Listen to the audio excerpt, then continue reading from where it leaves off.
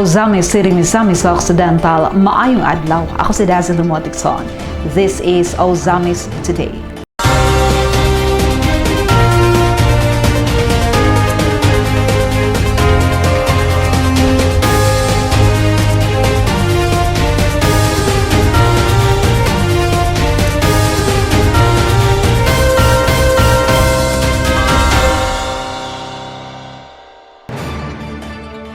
Sa ato ang mga headlines.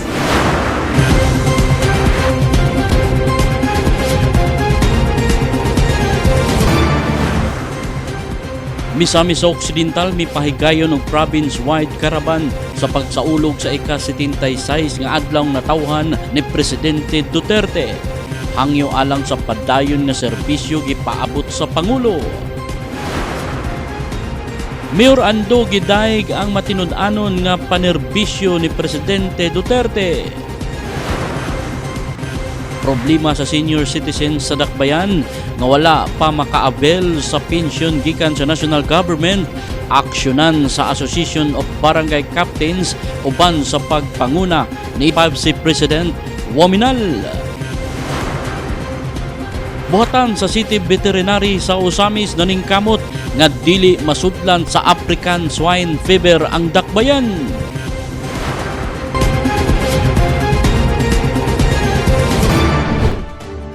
Ug karon ang detalye sa Ozamis Today.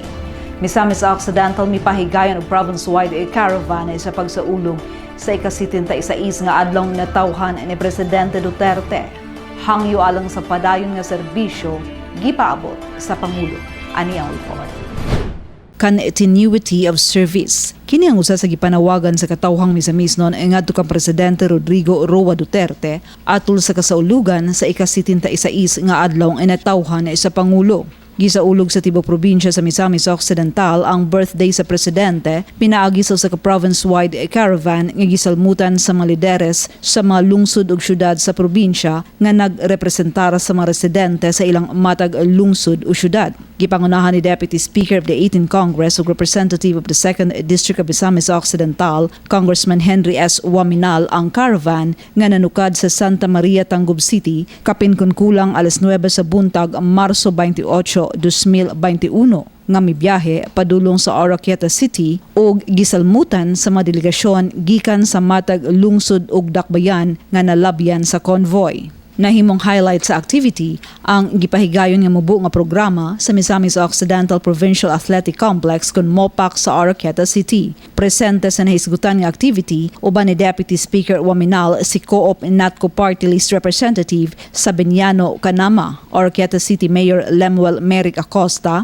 Panaon Mayor Francisco Pailaga Jr., Jimenez Mayor Rosario Balais, Sinakaban Mayor Delio Luod, Tudela Mayor Samuel Parohinog, Clarin Mayor Glory Ferroa, Ozamis City Mayor Sancho Fernando Waminal, League of Municipal Mayors President ug Bonifacio Mayor Samson Dubanhog, Don Victoriano Mayor Bertuldo Moralion, Lopez Haina Mayor Michael Gutierrez, Calamba Mayor Izel Villanueva ug Concepcion Mayor Jesse Viña. Executive Assistant to the Governor, former Oroquieta City Mayor Jason Almonte, 1st and 2nd District Board members, Ozamis City Council, uban sa pagpanguna ni Vice Mayor Bebby Neri, Oroquieta City Council, uban pang City ug Municipal Councils, Barangay officials sa Tangub City, Plaridel ug uban pa, mga representante sa religious ug business sectors, mga motorcab drivers nga mga recipients sa regalo gikan ni Presidente Duterte ug uban pa. Sayang mubo nga mensahe atul sa programa, gipaabot ni Deputy Speaker Waminal ang duha ka mga pangutana ngadto sa mga Misamisnon nga presente atul sa maong kasaulugan. Gusto ba ninyo kitang mga Misamisnon magpadayon o pagpuyong malinawon? Gusto ba ninyo mga kaigsonan nga kita magpadayon o pagpuyo nga muasinso? Ang tubag sa mga Misamisnon, human sa matubag sa mga residente sa probinsya, gipabot sa working congressman ngadto sa birthday celebrant Presidente Digong Duterte kini nga panawagan. Mr. President Mayor Digong Duterte, karong taknaa sa imong adlaw natawhan. Wala kami lain nga bugtong gasa kanimo, kundili ang among lig-on nga pagsalig og kumpiyansa sa imong pagkatao og liderato. Karon nining maong karaban nga among gihimo sa tibuok probinsya. Kauban nako ang mga misamisnong lideres sa nagkalain-laing sektor nga mipadayag sa ilang sentimento nga gusto mapadayon ang imong mga maayong kahimuan. Among ipaabot kanimo ang among kinasing-kasing nga pagsuporta og paghangyo nga unta mo padayon ka og pag-alagad sa mga Pilipinhon beyond 2022. Gipaabot ni D.S. Waminal sa presidente ang higpit nga suporta sa mga misamisnon alang sa pagka-vice-presidente ni karon Pangulong Duterte alang sa 2022 elections. Kaming mga misamisnon strongly support VP Digong for 2022. Aron mapadayon ang pag-asenso sa nasod nga Pilipinhon o para kitang mga Pilipinhon magpuyong malinawon o malipayon. Kaming mga misamisnons, we are for continuity. Gusto namo mapadayon ang mga reforma o kabaguhan nga imong nasugdan. Gipaabot usab sa mga misamisnon pinaagi sa representante sa Distrito 2 sa probinsya ang sinsero nga pasalamat ngadto sa presidente sa nadawat nga COVID-19 vaccines alang sa mga medical frontliners ug ayuda sa katawhan na italiwala sa gisagubang nga pandemya ilabi na sa mga sektor nga grabing naapektuhan. Sa maong kasaulugan, nadawat sa 1,031 ka mga motor cab driver sa Oroquieta City ang itag 2,000 pesos nga pinansyal nga ayuda ang matag usa gikan sa presidente. Kini pinaagi sa AIX program kun assistance to individuals in times of crisis situation sa Department of Social Welfare and Development nga na-allocate kan Deputy Speaker Waminal ug napaabot sa probinsya pinaagi sa tabang ni Senator Christopher Lawrence Bongo. Sa maong panagatigom, napaabot og napakita sa taga-Misamis Occidental ubos sa pagpanguna ni Deputy Speaker Waminal uban sa mga local leaders ngadto kang Presidente Duterte ang atong kumpiyansa ug pagmahala ngadto kaniya pinaagi sa nagkahiusang tingog.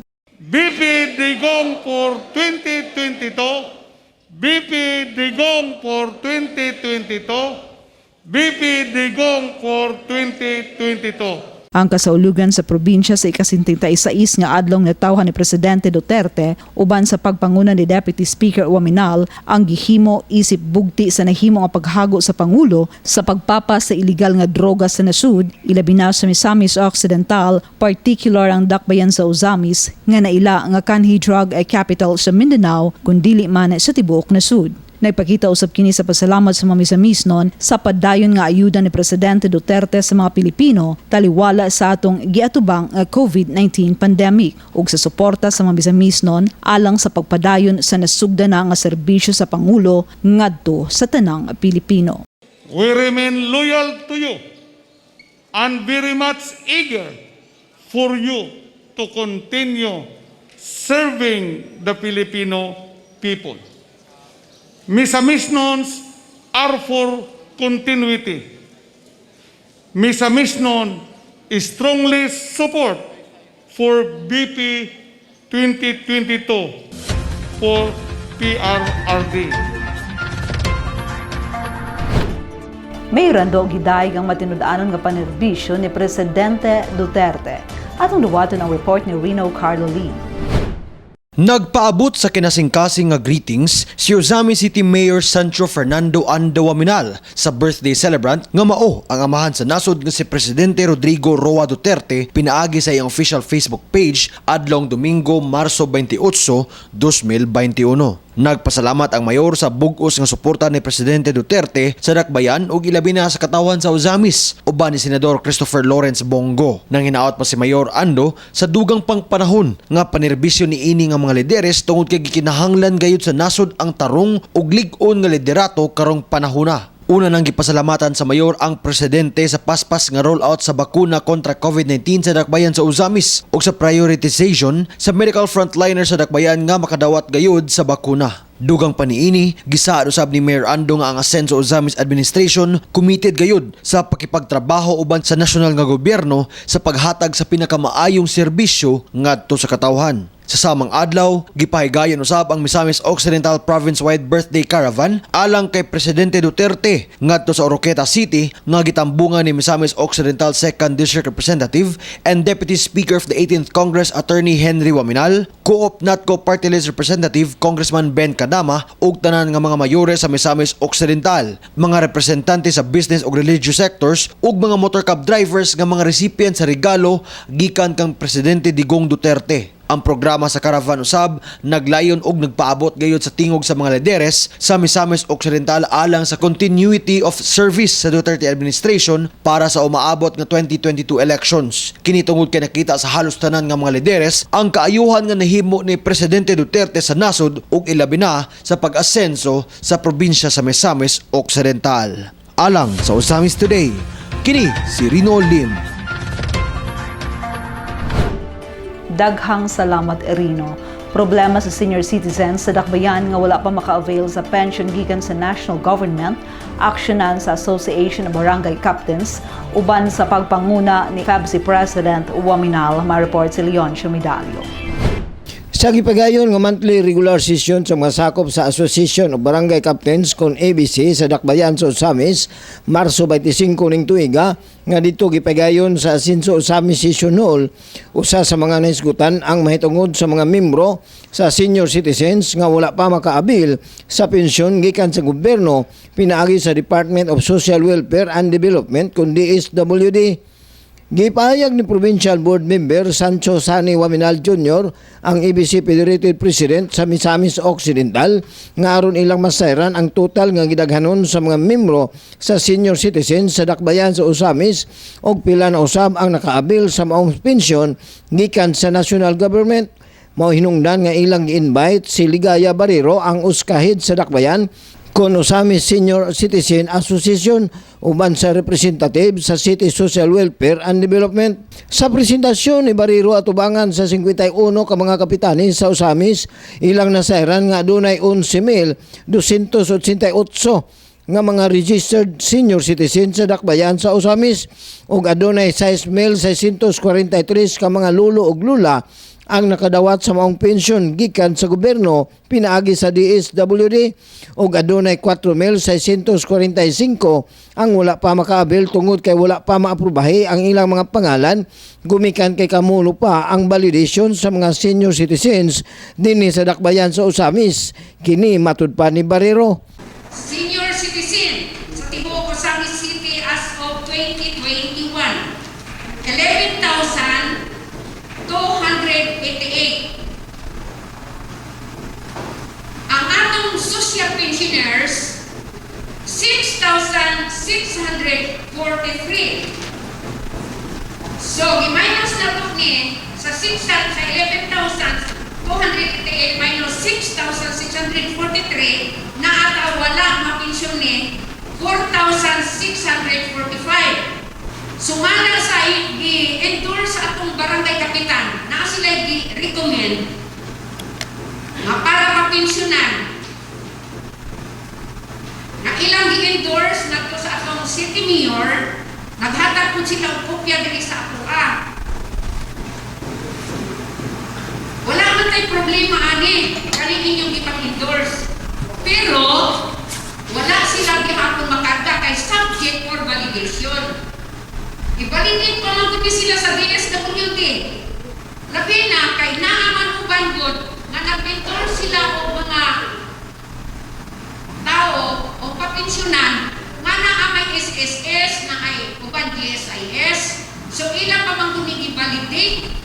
Sumala pa ni Board Member Waminal nga human nila masayri ang gidaghanon sa mga senior citizens nga wala pa makaabil sa pensyon. Tungod ini, ilang gibati ang kasubo gumikan kay taud-taud na kini nilang hisgutan sa liga. Kay gusto po sa ubang mga senior citizens nga makadawat sila susama sa uban. Gidugang pa ni Board Member Waminal nga ilang nauyunan sa liga nga ilang imbitaron sa sunod meeting ang tinugyanan sa DSWD Region 10, ilabi na ang division head sa gipahigayon nga validation aron ilang masayran unsay hinungdan sa pagkalangan ni ini. Gani matud pa ni Board Member Waminal nga sobra na sa 2 ka tuig ang milabay sukad misabitar ang 51 ka mga kapitanes sa listahan sa ilang mga senior citizens ngadto sa USCA office. Subo gid namo mga kabarangay sa Osamis tungod kay taon-taon na po din taon ning gihisgutan namo bahin sa ato mga seniors kay lagi mga gusto gubud taon sila makadawat unsa nadawat sa uban. Sumoto nga among gipregunta ang ato ang OSCA head o atong CSWD ang ilahang giingon nga nag-agad ra sila sa validation sa region. So unsay ni come up sa amo ang decision sa liga, amo pong silang gigdan nga mas mayo siguro imbitaron na to ang concern ani sa region para at least ma-enlighten man lang ang barangay sa Osamis kung unsa gi hinungdan in terms of validity. Kay taud-taud naman ko ni sir, sa tinuod lang may mga 2 to 3 years na siguro ni ana.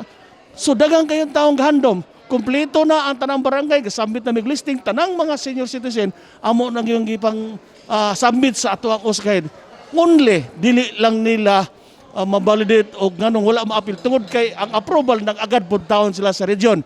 So in short sir, among gi-invite ang ato ang concern kina sa region, siya mo'y division head anang kuana kining sa CSWD.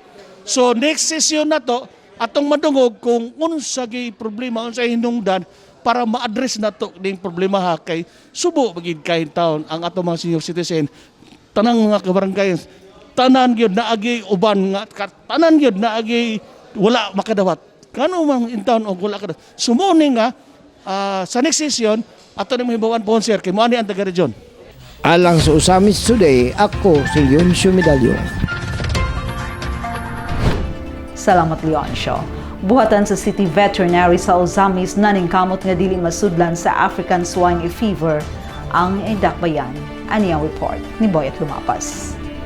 Ubay-ubay na sa mga lugar ang nasudlan na sa sakit sa baboy nga gitawag og African swine fever kon ESF sama sa Iligan City, Cagayan de Oro City ug ang Davao City.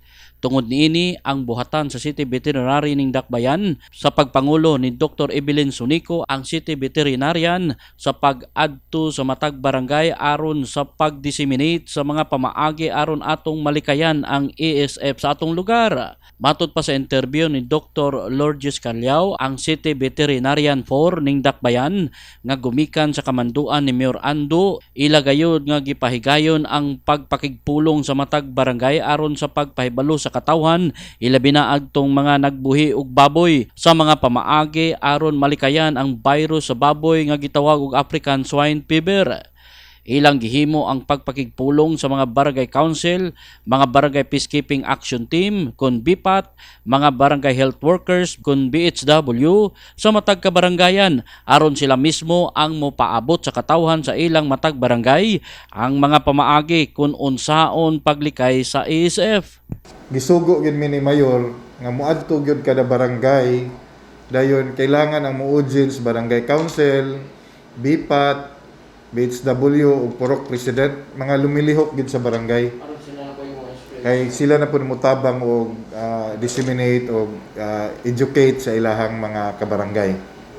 Gidugang pa ni Dr. Calyao nga usa sa ilang gihingusgan nga kampanya sa katawhan sa matag barangay nga nagbuhi og baboy ang dili paglawog og pasaw. Tungod kay usa kini sa hinungdan nga magkasakit og African swine fever ang mga buhing baboy. Kini pinaagi usab sa 2019 executive order nga gi-issue ni Mayor Ando nga nagbawal sa paglawog og pasaw sa buhing baboy. Isa sa campaign nato ani Lons nga dili paglawog og pasaw, no? Ilabi na katong mga pasaw Lons nga gi-emphasize nato nga naay sagol nga mga pork products. Oo. kung dili ta sure unsay sulod ana ang maong pasaw like kanang gikan sa mga karinderya, restaurants, mga silingan imurang pinangayo, wa na ta kabalo unsay sulod ana base na anay mga produktong karning baboy kana mo ihadlok. So munang sa executive order ni Mayor atong 2019 gibawal na no 2019 pa September naghimo na si Mayor og executive order to prohibit sa paglawog ug pasaw sa atong mga baboy. Gipasabot ni Dr. Calao nga ang nasangpit nga virus gitawag kini og diehard virus. Bot pasabot dili kini dali nga mamatay. Ang maong virus anaa kini kasagaran sa mga refrigerated pork products nga kaya niini mabuhi sa 2 ngadto sa 3 ka tuig. Mao hinungdan nga si Mayor Ando nagmando nga ibawal ang pagpasulod sa dakbayan sa mga pork products o sa mga buhing baboy nga nagagikan sa mga apektadong lugar. Hinungdan nga hugtanon gayud ang pagbantay sa matag entrance sa dakbayan. Kay kani man gud siya nga virus launch, gitawag po ni siya og diehard virus. But pasabot dili dali mamatay. No, kaning sa mga chorizo, longganisa, siumay, mga pork products nga gipang refrigerator bitaw Lons, kaya kay niya ang 2 years or 3 years nga active pa siya. So once gikaon nimo na dahil na ay sobra-sobra nga nalawog nimo sa baboy, posible gyud kaayo nga diha ta matakdan. Okay, ngano man September 2019, giban naman ni Mayor ang entry sa mga pork products o baboy mismo nga gikan sa mga infected area. So, diha sa Pantalan, sa airport na may man diha, no? So, posible yun nga diri ta malutsan sa mga pork products. Kay mao maguni usahay loans bisag na atay checkpoint. Mao maguni na nasulod lang sa bag, nasulod sa karton, dili na kaayo gyud mabantayan sa atong mga personnel nga naa sa checkpoint. So, kung mao unya na gikan sa Iligan, Cagayan, Davao na contaminated sa virus, unya atong mapakaon sa baboy. Posible nga diha ta pwede matakdan sa atong syudad. Matud pa ni Dr. Calao nga daghan sa atong mga kaigsuonan nga wala makasabot ngano nga dili ipakaon sa baboy ang pasaw nga adunay pork products. Hinungdan nga iyang gipasabot ngano nga nasudlan sa ASF ang Davao ug ang Iligan City kini gumikan sa paglawog og pasaw ngadto sa mga pig growers, kini base sa pag-imbestigar sa Bureau of Animal Industry. Bisag nag-campaign na ta, ang mga tao wala man gud na kaayo nakasabot nganong dili maglawog og pasaw. Ako Lons dito magyud ko kada barangay, no. Naagyo istorya dito nga nadunggan ako ang mga tao ba nga yung nga nganong di man palawon og pasaw nga nangaraan naman tag buhig baboy lawgan naman ginato nagpasaw. Sumpayan pag yun nila Lons nga binuangan kita sa gobyerno kay papaliton kitag PIDS. Okay, para ang madato ang mga kumpanya ra. So munang gipasabot gyud nato nganong di ta maglawog og pasaw. Kay ang Davao, ang Iligan, base sa investigation sa Bureau of Animal Industry, diha sila nasudlan. Pag-investigate nila, nakalawog daig pasaw ang maong mga pig farmers, no? So nag-ban naman ta, nag-block pud ta sa mga entry points. So posible yun nga diri ta malutsan sa kaning mga pork products. So munang ang campaign na to nga dili maglawog og pasaw mo ginay gipangusgan nato dinhi sa atong syudad. Kung mahitabo nga ang usa ka lugar masudlan sa African swine fever, maapektahan ang supply sa baboy ug mamahal usab ang karne niini. Ang nasangpit nga virus wala pay tambal ug wala pay bakuna niini. Gipasabot ni Dr. Calao nga ang virus nga ASF sakit kini sa baboy ug walay ikabalaka ang katawhan sa maong virus tungod kay dili kini makaapekto sa lawas sa tawo. Ako yung ipasabot dito sa barangay nga kani siyang African swine fever, sakit ni siya sa baboy nga dili makatakod sa tao, no? Walay human treat, no? So mao na siya nga ako ginang gipaklaro dito nga sa baboy ra gini siyang sakita. Dili ta magdaot ni ining mga tao kung simba ko makakauntag contaminated nga karne. Yes, kani siya nga African swine fever loans highly contagious. So kung naa kay babuyan ani takod yun. Then high mortality up to 100%. Gawas nga magtakod, mga matay yun ang atong baboy, no? O virus gini siya sa baboy niya ang dako yung problema ani Lons kay wala pa man guni bakuna. Dayon wala pud siya treatment. So muna kung maigo taan ni gyud kuan gyud ang population sa atong baboy kanang magamay ba. So ang ato ang supply unya pohon kung maigo manggalita ma-lower yun, no? So magka-problema ta pohon. Gipaklaro usab ni Dr. Calao nga kadto lamang mga pasaw nga adunay pork products ang dili pwedeng ilawog sa baboy. Ang pasaw nga akong ginamins Lons, ang kanilang yung naay mga pork products. Kay katong mga tangkong nato, tahop, balani, unsa pa na uban kamote, no? Wala to'y problema. Kay kining di man nato makonect sa ESF. Kay kaning ESF sa baboy ra man gini. So may connection na sa baboy. Oh, sa katong pangutana po nimo kung lamaw nato lang nga sa balay, just like gipangutanas dito sa Bilya nga ang ila daw sudan isda man. Oh. So ang isda walay connection sa ESF. So somehow makaingon ta nga pwede ra. Oh. So ang lamaw gyud nga atong gipasabot ani katugyong na ay mga sagol nga pork. Dayon kung naanad kag palit og mga pasaw, mga lamaw sa silingan o sa mga karinderya, kana munay atong gibawal. Kay wa naman ta kabaloon say sagolons. Oo, so munay point na to. So munay atong ihunong.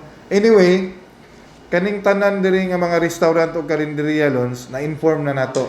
Natagaan na nato og copy sa executive order ni Mayor 2019 pa. Dahil atong 2020 atong giusban og balik, gitagaan na pud nato nga dili sila manghatag og mobaligya sa ilahang mga pasaw. Sa pagkakaron, negatibo ang dakbayan sa usami sa African swine fever. Kini gumikan sa hugot nga pagmonitor sa buhatan sa City Veterinary ning dakbayan. Alang sa Usamis Today, kini si Buyet Lumapas. Daghang salamat Boyet. Ang Usamis Today atug kanato as a public service feature sa Asenso Usamis News Channel ubos sa pagdumala sa LGU Usamis pinaagi ni Mayor Sancho Fernando Ando Waminal. Alang sa dugang informasyon, please like our official Facebook pages, Mayor Ando Waminal and Asenso Usamis News Channel, and please subscribe to the official Asenso Usamis YouTube channel. Sa ngalan sa kinatibukang AONC News Team, ako si Dazzle Dixon. Daghang salamat. Asenso Usamis. Go! Segundo Distrito. Padayon sa pag-asenso.